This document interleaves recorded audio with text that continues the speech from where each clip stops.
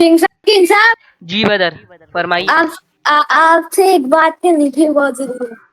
जी, इजाजत है।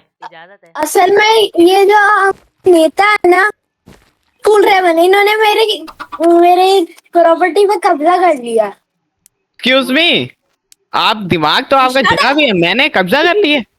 जी आपने कब्जा कर लिया।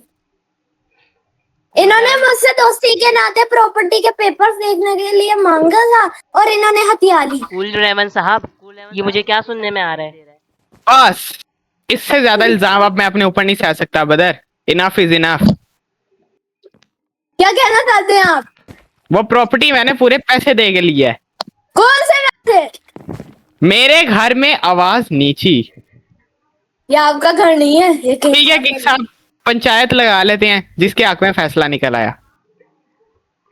जी कूल रेवन साहब, इजाजत है आपको। बदर साहब, यहाँ आकर बैठिए।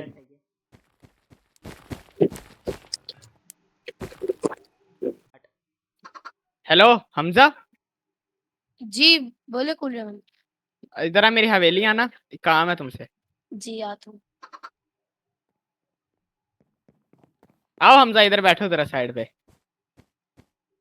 बैठ जाओ। एक सेकंड, मुझे भी अपना बंदा बुलाने दो। हेलो सेनपाई। जी साहब। सेनपाई, फौरन मेरी हवेली पहुंचो। आ रहा हूँ।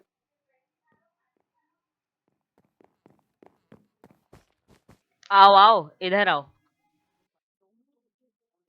तो बात सुनो हमजद और सेनपाई।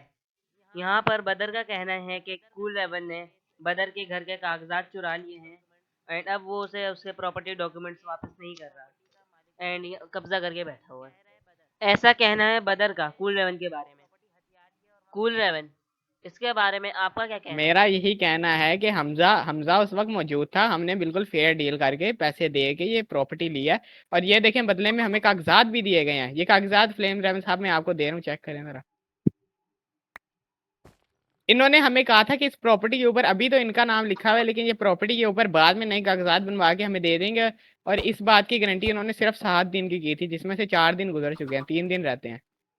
आपके पास क्या प्रूफ है कि आपने इन्हें ऑलरेडी 1 मिलियन पे कर दिया है इस तरीके से? मेरे पास एक रिसीट पड़ी है जिसके अंदर मैंने आपके वकील सेनपा स्पाइडर को पूरा 1 मिलियन दिया है। नहीं, वो 1 मिलियन तो हमने उसको शील्ड के लिए दिए थे।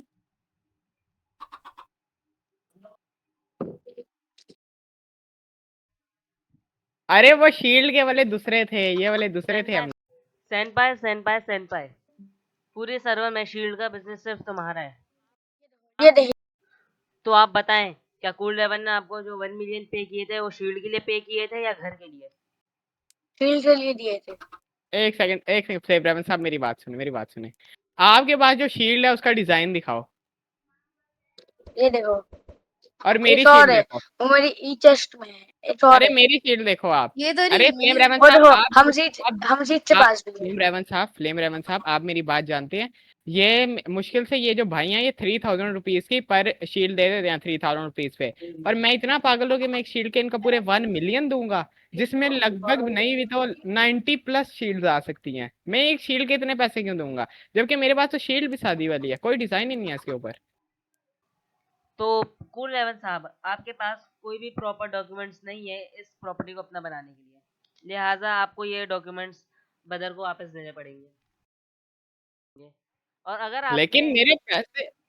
अगर आपको वो प्रॉपर्टी खरीदनी थी तो आपको बदर और पैसों के साथ मेरे पास आना चाहिए था। मैं आपको प्रॉपर डॉक्यूमेंट्स बना के देता। इस तरीके से तो आप नहीं कह सकते कि वो घर आपका है। लेकिन हमारे 1 मिलियन का क्या? आपके 1 मिलियन आपको वापस मिल जाएंगे।